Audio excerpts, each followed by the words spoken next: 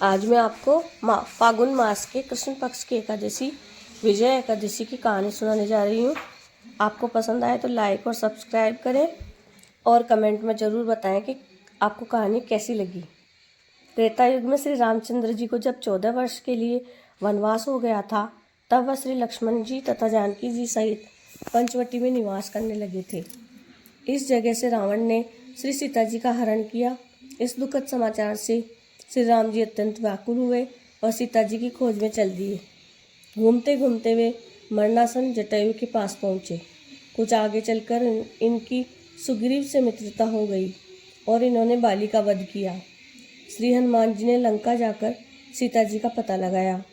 वहाँ से लौटकर हनुमान जी श्री रामचंद्र जी के पास आए और उन्होंने यह सब समाचार रामचंद्र जी से कहा। श्री रामचंद्र जी ने सुग्रीव की संपत्ति लेकर वानरों भालुओं की सेना सहित लंका को प्रस्थान किया।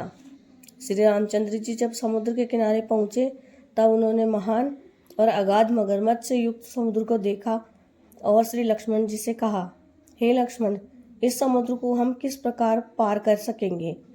श्री लक्ष्मण जी बोले, हे भाई श्री राम जी, यहाँ से करीब आधा योजन की दूरी पर कुमारी द्वीप पर बकदालभ्य नामक मुनि रहते हैं। आप उनके पास जाकर इसका उपाय पूछिए।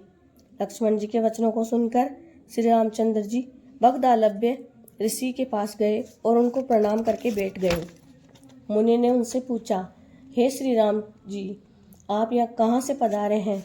श्री राम जी बोले, हैं महर्षि, मैं अपनी सेना सहित यहाँ आया हूँ और राक्षसों को जीतने के लिए लंका जा रहा हूँ। आप कृपा करके समुद्र पार करने का कोई उपाय बतलाइए।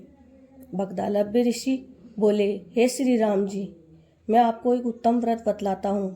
फागुन माह के कृष्ण पक्ष की विजया एकादशी का व्रत करने से तुम समुद्र से अवश्य ही पार हो जाओगे और तुम्हारी विजय होगी।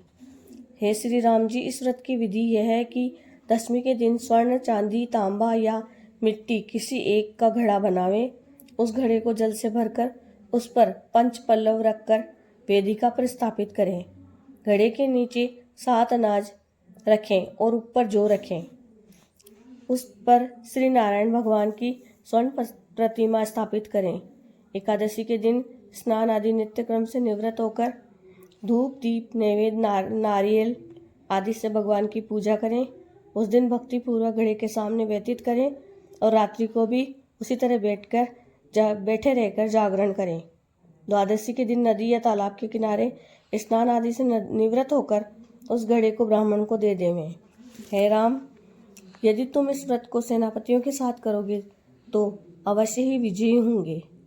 श्री रामचंद्र जी ने विधिपूर्वक विजया एकादशी का व्रत किया और इसके प्रभाव से दैत्य के ऊपर विजय पाई। अतः हे राजन, जो मनुष्य इस व्रत को विधिपूर्वक करेगा उसकी दोनों लोकों में विजय होगी। श्री ब्रह्मा जी ने नारद जी से कहा था कि हे पुत्र, जो इस व्रत का महात्म्य सुनता है उसको वाजपेयी यज्ञ के फल की प्राप्ति होती है। जय श्री गणेश।